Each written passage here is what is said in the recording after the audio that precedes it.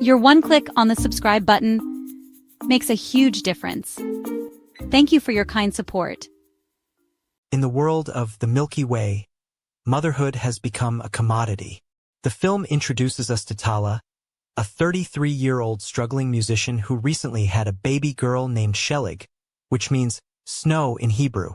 Life hasn't been easy for Tala. Her music career hasn't taken off. She's a single mother, and she's been forced to move back in with her own mother. We first meet Tala as she interviews for a position at a place called the Milky Way, a breast milk factory where mothers are employed to pump their breast milk, which is then sold to wealthy clients who either cannot or choose not to breastfeed their own babies. The facility is clinical, sterile, and treats the women more like dairy cows than human beings. When asked why she wants to work there, Tala simply replies that it's the best option for her situation, an honest admission that sets the tone for her character throughout the film. During the interview, we learn that Tala is relatively healthy. She's 33 years old, and the father of her baby is out of the picture. The interviewer acknowledges that being a new mother is difficult and asks about Tala's mood, to which she responds, "Great," with a smile that doesn't quite reach her eyes. This small moment hints at the emotional struggles Tala is experiencing but trying to hide. After being hired, Tala is shown her station, an isolated room with a breast pump that resembles an airplane seat.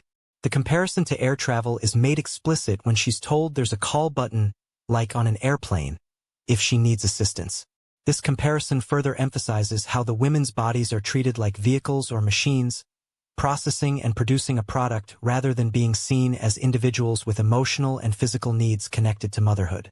At the Milky Way, Tala meets other mothers in similar situations. There's Betty, who seems friendly at first but can also be judgmental. We learn about another woman who had to give up her baby for adoption after having an affair with a married man, showing how motherhood can be complicated by societal expectations and personal circumstances. The women are kept in individual booths, separated from one another, symbolizing how motherhood can be isolating and how these women are being prevented from forming a community that might challenge the system exploiting them. During her shifts, Tala begins composing a song based on a poem by Wisława Szymborska that talks about a woman pouring milk day after day, a perfect metaphor for her new role as both a mother and a milk producer for the company. The rules at the Milky Way are strict. The mothers are given specific diets to ensure their milk is pure, and they are not allowed to smoke or consume anything that might affect the quality of their milk. The milk is carefully labeled, tracked, and matched with appropriate clients based on the age of the babies and specific requirements. Some clients request milk from vegan mothers or mothers who eat only organic food, showing how even in this commodified system, class distinctions and privilege exist. The supervisor at the Milky Way is stern and treats the women more like workers in a factory than mothers providing a vital substance for babies.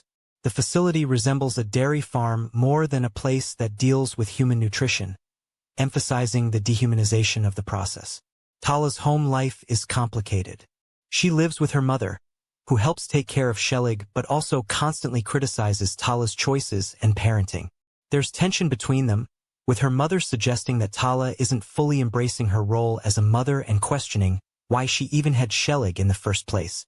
This intergenerational conflict highlights how motherhood expectations have evolved, but also how they continue to be a source of judgment and pressure.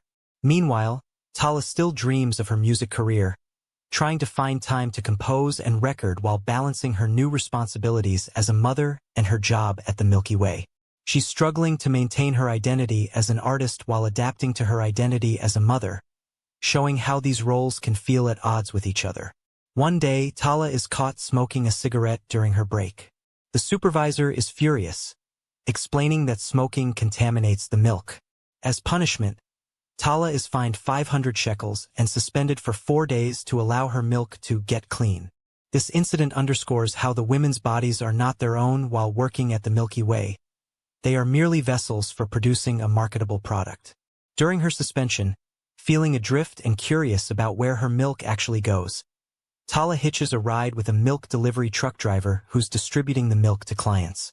This decision will change the course of her life and set the main plot of the film in motion. As they make deliveries, the driver explains the different clients they serve: a couple with twins, a gay couple with a Ukrainian baby, and a wealthy vegan CEO named Nili Levin who requires milk only from vegan mothers. Tala is fascinated by these glimpses into the lives of people who can afford to purchase breast milk rather than providing it themselves. When they arrive at Nili's house, Tala scans the barcode on her milk container and realizes that her own milk is going to this wealthy woman. Something about this realization seems to strike her deeply, perhaps the intimate connection of her milk nourishing another woman's child while she's struggling to provide for her own daughter. After the driver leaves, Tala makes an impulsive decision. She returns to Nili's house pretending to be a birthday singer sent by Nili's husband, Eitan. Nili is confused but allows her in. Tala performs an improvised song about Mrs. Levin before Nili becomes suspicious and confronts her. When pressed, Tala admits she was on a bet with a friend to prove that rich people are free and careless, but Nili sees through this lie. Tala eventually reveals her real name, and Nili calls the police. This strange encounter marks the beginning of an unusual relationship between the two women from vastly different social classes but connected through milk. Tala is arrested for her deception but is surprisingly bailed out by Nili herself. When they meet outside the police station, Nili explains that she figured out Tala works for the Milky Way after reviewing her security camera footage. Instead of being angry, Nili seems intrigued by Tala. She asks for a favor. She wants to buy milk directly from Tala, bypassing the Milky Way entirely. Nili is concerned about her son Arthur's behavior lately and suspects something might be wrong with the milk from the factory. She asks Tala for a small sample to send to a lab in Switzerland for testing, and Tala reluctantly agrees, pumping a small amount of milk in Nili's car. This interaction leads to an unexpected proposition. Nili invites Tala to come stay at her house with Kenig and provide milk directly to her son until the lab results come back. After a fight with her mother, feeling unappreciated and judged, Tala accepts the offer. She moves into Nili's luxurious home, bringing her daughter Kenig with her. The contrast between Tala's previous living situation and Nili's wealthy lifestyle is stark. Nili provides Tala with a beautiful room, a bassinet for Kenig, and a comfortable pumping chair, luxuries compared to the clinical setup at the Milky Way. Tala comments that life has worked out for us, speaking to her daughter, suggesting that this arrangement might be a positive change for them both. As Tala settles into life at Nili's house, the two women begin to form an unusual bond. They share personal stories. Tala reveals that she almost had an abortion but couldn't go through with it at the last minute, saying her uterus screamed no. Nili confesses that she also considered abortion, questioning why anyone would bring a child into this fucked up world. They discuss their different approaches to motherhood. Nili chose not to breastfeed her son, partly because she didn't want her breasts to change, but also because she believed that the symbiotic relationship between a child and his mother is not necessarily a healthy one. She prefers to disengage somehow right from the start. This philosophical difference highlights two contrasting approaches to motherhood: Tala's more physical, instinctual connection versus Nili's more detached, intellectual approach. Meanwhile, Tala continues to pursue her music, working on a song based on the Szymborska poem about a woman pouring milk day after day. The lyrics "The world does not deserve the end of the world" become particularly significant, suggesting that despite all its flaws, the world is worth preserving through the nurturing act of motherhood. Tala briefly reunites with her music collaborators during her stay with Nili, showing her attempt to maintain her artistic identity alongside her mothering role. During these recording sessions, she has to bring Kenig along, demonstrating the constant balancing act mothers face when trying to pursue personal passions. One day, when Tala returns from a recording session, she finds Arthur crying hysterically. Without thinking, she takes him in her arms and begins to breastfeed him directly, an intimate act that crosses a significant boundary. Nili walks in and is horrified, feeling that Tala has violated her trust and overstepped. The emotional fallout from this incident reveals deeper issues in both women. Nili feels betrayed and fears the intimate connection Tala has created with her son, while Tala's instinct to nurture a crying baby reveals her natural mothering instinct that extends beyond her own child. This moment marks a turning point in their relationship and in Tala's understanding of herself as a mother. After this incident, Tala decides to return to the Milky Way. When she goes back, She discovers her breasts have developed a blockage in the milk ducts due to irregular pumping during her time away, a physical manifestation of how her body has been affected by the disruption in her routine. The supervisors at the Milky Way give her a standardized questionnaire about depression, asking if she feels emptiness or blames herself when things don't work out. Tala answers not at all to these questions, continuing to hide her emotional struggles. However, the pressure builds inside her, both physically in her blocked milk ducts and emotionally in her suppressed feelings about motherhood and her place in the world.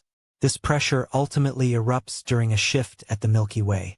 Tala has a breakdown, lashing out at the other mothers and the supervisors. She expresses her rage at being treated like a fucking doormat where you wipe off the shit, and fears that this is all her daughter will ever see and become. This moment of rebellion against the dehumanizing system represents Tala finally acknowledging and expressing the anger and frustration she's been suppressing. The other mothers join in the chaos, suggesting that many of them share Tala's feelings but have been afraid to express them. The uprising disrupts the carefully controlled environment of the Milky Way, temporarily breaking down the isolation that kept the women separated and compliant. After this incident, Tala is called to management, but instead of facing the consequences, she decides to leave with Kenig. In a moment of clarity, she finds her daughter, apologizes to her, and escapes through a back exit. This act of rebellion marks Tala's decision to reject the system that commodifies motherhood and to forge her own path. As they leave, Tala continues singing her song about pouring milk day after day, reclaiming the metaphor as something meaningful rather than merely transactional. She notices Kenig rolling over for the first time, a milestone moment that reminds her of the joy and wonder that can come with motherhood despite its challenges. In another significant development, Tala reaches out to Kenig's father, Oded, who has been absent. When they meet, he's shocked to learn he has a daughter. He asks about her name and comments that he would have never approved of the name Kenig, immediately confirming Tala's decision to keep him out of their lives. He asks if Kenig is ugly like her mom, showing his immaturity and lack of readiness for fatherhood. This brief interaction reinforces that Tala made the right choice in raising Kenig on her own, despite the difficulties. When Oded asks if having a daughter makes Tala no longer want to die sometimes, suggesting she had previously expressed suicidal thoughts, she responds that it's not an option anymore. This simple statement reveals how motherhood has given her a reason to continue, even through the struggles. The film ends with Tala and Kenig on their own, Tala pointing out cows to her daughter, a subtle reference to how Tala herself was treated like a dairy cow at the Milky Way, but now she and Kenig are free. The final dedication reads, "To my mom, Dali," suggesting that the filmmaker's own relationship with her mother informed this exploration of the complexities of motherhood. This personal touch emphasizes how the mother-daughter relationship continues to evolve across generations, with each new mother both rejecting and embracing aspects of how she was mothered. Throughout the Milky Way, the film explores several important themes that resonate with audiences. The commodification of motherhood is perhaps the most obvious, with breast milk literally being treated as a product to be bought and sold. The film shows how capitalism can reduce even the most intimate aspects of human life to transactions, with mothers from lower economic classes providing a service for wealthier women who can afford to outsource this aspect of motherhood. This arrangement creates a class divide that the film critiques, showing how the mothers who produce the milk are treated poorly, while those who purchase it enjoy luxury and comfort. Another central theme is the search for identity within motherhood. Tala struggles to reconcile her identity as a musician with her new role as a mother. This reflects the common experience of many women who feel that motherhood overtakes their personal identities, dreams, and ambitions. Tala's music becomes a way for her to process and express her feelings about motherhood, showing how art can help bridge these seemingly separate identities. By the end of the film, she begins to integrate these aspects of herself rather than seeing them as conflicting roles. The relationship between mothers and daughters spans 3 generations in the film. Tala's difficult relationship with her own mother influences how she approaches mothering Kenig. Her mother is critical and judgmental, making Tala feel inadequate as a mother while simultaneously providing essential support. This complex dynamic shows how motherhood is often shaped by our experiences of being mothered. When Shoshana, Another mother at the Milky Way reminds Tala of the commandment to honor thy mother, saying it's the most important thing, the basis for everything. Tala responds, well, for you everything is the basis for everything. This exchange highlights how cultural and religious expectations about motherhood can add additional pressure to already complicated relationships. The film also examines different approaches to motherhood. Tala's instinctual, physical connection to motherhood contrasts with Nili's more detached, intellectual approach. Neither is presented as definitively right or wrong, but rather as different responses to the enormous responsibility of raising a child. When Nili chooses not to breastfeed to disengage somehow right from the start, she's making a conscious choice about the type of mother she wants to be. Similarly, when Tala impulsively breastfeeds Nili's son, she's acting from a place of instinctual nurturing that extends beyond her own child. These contrasting approaches show the diversity of mothering styles and the personal nature of these choices. Bodily autonomy emerges as another significant theme. At the Milky Way, the mother's bodies are controlled and regulated. They must eat certain foods, avoid certain substances, and pump on a strict schedule. The milk is not seen as part of them but as a product they produce. When Tala is punished for smoking, it's not because smoking might harm her but because it might affect the quality of the product. This lack of bodily autonomy reflects broader societal attitudes toward women's bodies, particularly during pregnancy and motherhood, when women often face increased scrutiny and regulation of their physical choices. The film uses several powerful metaphors to explore its themes. The comparison of the Milky Way facility to a dairy farm emphasizes how the women are treated like animals rather than humans. The airplane imagery, with pumping stations like airplane seats and call buttons like on an airplane, suggests that the women are merely vehicles transporting a product rather than individuals with emotional connections to the milk they produce. The recurring poem about a woman pouring milk day after day becomes Tala's way of reclaiming meaning in this repetitive act, transforming it from mere production to something that sustains the world. The world does not deserve the end of the world. The film's dystopian elements create a slightly exaggerated version of our current reality, allowing viewers to recognize troubling trends in how motherhood is treated in contemporary society. While most mothers aren't literally employed to pump breast milk for strangers, many do face the commodification of motherhood through unequal parental leave policies, lack of support for new mothers, and pressure to return to work while still managing the physical demands of early motherhood. By pushing these realities into slightly more extreme territory, the film helps viewers recognize problems that might otherwise be normalized and overlooked. The character of Tala represents many mothers who feel caught between their individual identities and their roles as mothers. Her music is an essential part of who she is, yet she struggles to find time and energy for it while caring for Kenig and working at the Milky Way. When she finally manages to attend a recording session but has to leave abruptly to return to Kenig, we see the constant pull between these aspects of her life. By the end of the film, rather than choosing one identity over the other, Tala begins to integrate them, continuing to compose and sing while caring for her daughter. This integration suggests that motherhood doesn't have to erase previous identities, but can exist alongside them, even if the balance is challenging. The character of Nili represents a different approach to motherhood, one with more resources but its own complications. Despite her wealth and privilege, Nili struggles with insecurity about her parenting choices. Her decision not to breastfeed stems partly from wanting to maintain her physical appearance but also from a philosophical belief about creating healthy boundaries with her child from the beginning. When she becomes paranoid about the quality of the milk from the Milky Way, we see how even mothers with every advantage can feel inadequate and anxious about their choices. This portrayal helps humanize a character who might otherwise be seen simply as privileged, showing that motherhood creates vulnerability across class lines. The relationship between Tala and Nili evolves throughout the film, beginning with curiosity, moving through exploitation and betrayal, and ultimately reaching a kind of understanding. When Tala first visits Nili's house pretending to be a singing telegram, she's driven by curiosity about the people who receive her milk. When Nili invites Tala to stay with her, she's using Tala's economic vulnerability to get what she wants: direct access to breast milk for her son. Their relationship is transactional, mirroring the system at the Milky Way but with the illusion of being more personal.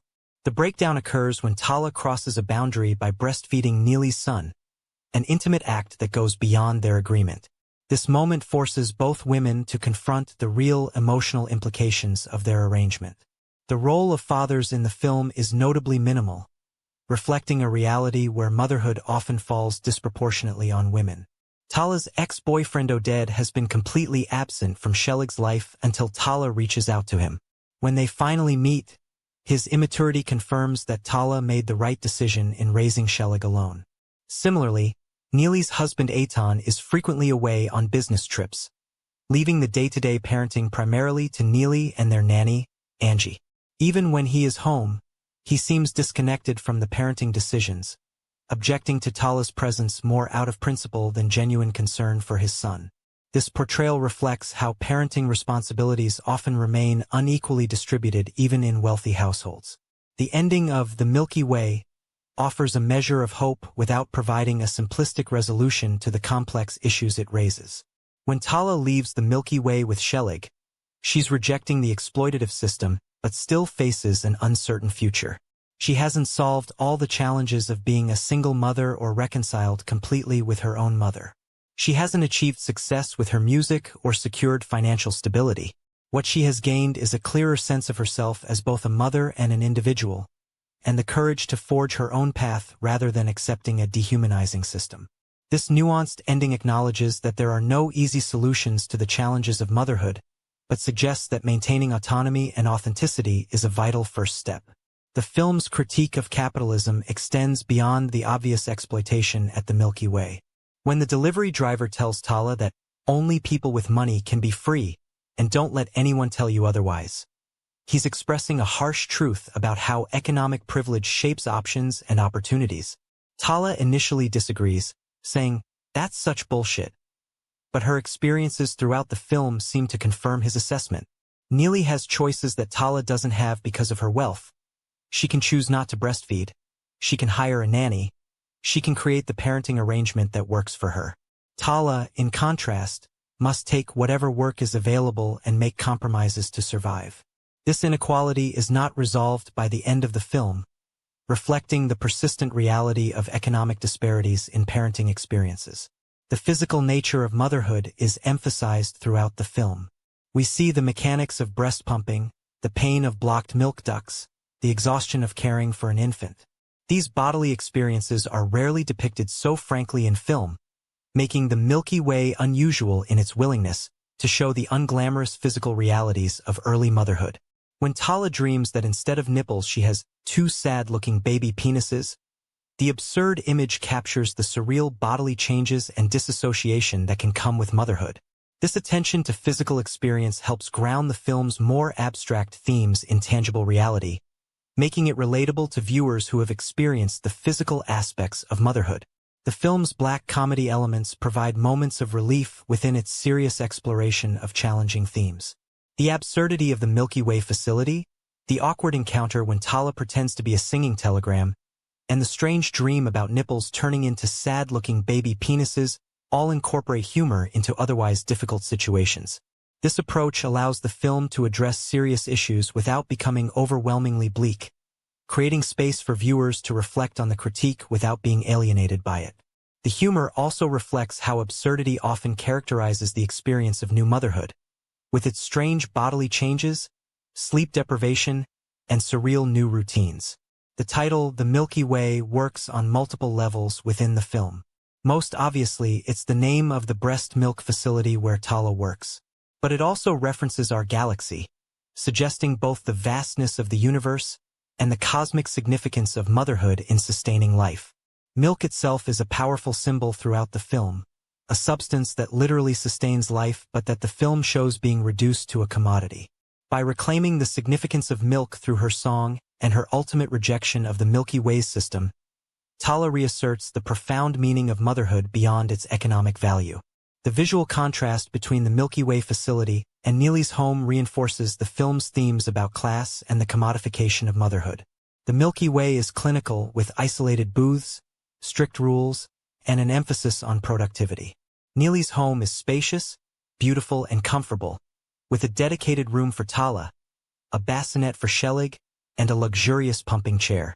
These contrasting environments show how economic privilege shapes the experience of motherhood, with wealthy mothers able to create comfortable, personalized spaces while economically vulnerable mothers must adapt to institutional settings designed for efficiency rather than emotional well-being. The film also explores how motherhood changes one's relationship with time. Before becoming a mother, Tala was focused on her music career, with time structured around creativity and performance. As a mother, her time is dictated by Shelig's needs, feeding schedules, sleep patterns, developmental milestones. At the Milky Way, time is further regulated by pumping schedules and productivity expectations.